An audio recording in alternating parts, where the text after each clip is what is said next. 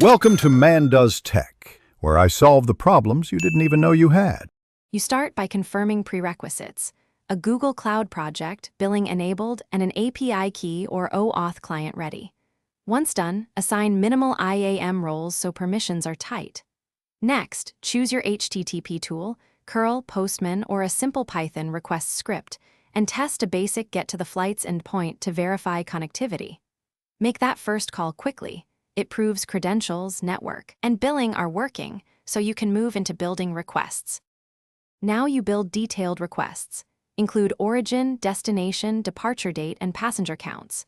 Make sure to add parameters like cabin class and max stops so results match intent, currency and language shape returned fields.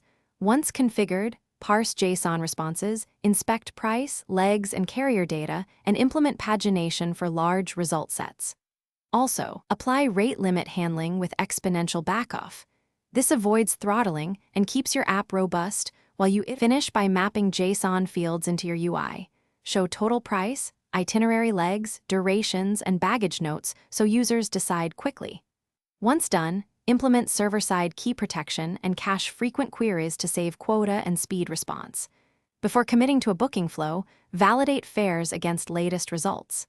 If something goes wrong, first inspect error codes and quotas. Make sure tokens are fresh and refresh them when needed.